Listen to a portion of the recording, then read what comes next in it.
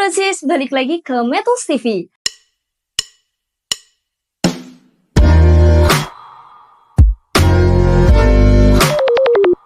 Kali ini aku akan bahas tentang mana sih yang lebih berbahaya antara hipertensi atau hipotensi. Menurut data riset kesehatan dasar pada tahun 2018 Kementerian Kesehatan Republik Indonesia, prevalensi hipertensi ini mencapai 34,1% pada usia 18 tahun ke atas. Tapi Brosis tahu nggak ngerinya apa? Hanya 8,8% yang terdiagnosis hipertensi dan tertangani oleh tenaga medis. Sementara untuk hipotensi ini terjadi pada usia remaja, ibu hamil, hingga lansia. Data WHO menyebutkan hipotensi ortostatik dapat terjadi pada 30% lansia. Dan ini sering menyebabkan terjadinya jatuh mendadak. Pada kasus hipotensi ini banyak yang nggak sadar loh kalau tekanan darah mereka ini abnormal hingga menyebabkan kecelakaan pada dirinya sendiri. Sekarang kita akan bahas tentang hipertensi atau hipotensi. Hipertensi adalah suatu kondisi di mana tekanan darah kita ini di atas 140/90 mm air raksa. Ini terjadi karena pembuluh darah yang menyempit dan kehilangan elastisitasnya, sehingga menyebabkan jantung bekerja dengan keras. Akibatnya bisa fatal loh Brosis, bisa terjadinya stroke, gagal ginjal,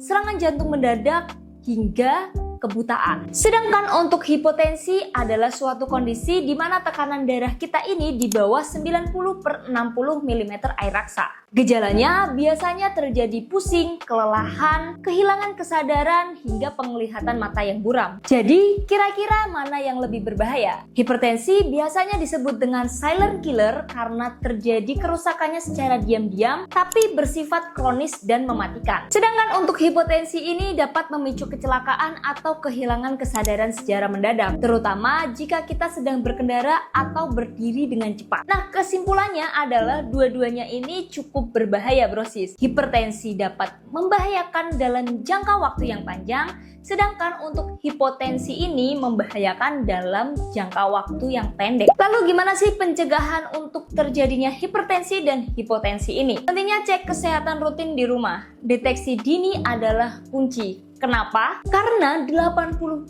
kasus serangan jantung dan stroke ini terjadi akibat tekanan darah yang abnormal dan tidak terkontrol. Cara simpel untuk Brosis yang sudah terkena hipertensi dan hipotensi, Brosis bisa lakukan cara ini, yaitu ada pertama, cek rutin tekanan darah Brosis 1-2 kali sehari. Di Metals Brosis bisa pakai yang namanya paket kesehatan keluarga. Ini praktis banget buat kamu dan keluarga kamu di rumah karena dalam satu paket ini sudah mencakup kebutuhan kesehatan keluarga di rumah. Apa aja sih paket-paketnya? Brosis bisa dapat tensimeter digital Sinocare, termometer digital Omron, alat EasyTouch GCU 3-in-1, timbangan Omron digital, hingga alkohol swab. Tensimeter digital ini cocok banget untuk pemula, jadi nggak perlu repot-repot nih harus cek tensi lagi di rumah sakit atau di klinik terdekat. Jadi cukup tekan satu tombol aja, Brosis bisa langsung cek hasil tekanan darah Brosis setiap harinya, dan jangan lupa untuk catat hasilnya agar pemantauan dari hasil tekanan darah Brosis terukur. Yang kedua, catat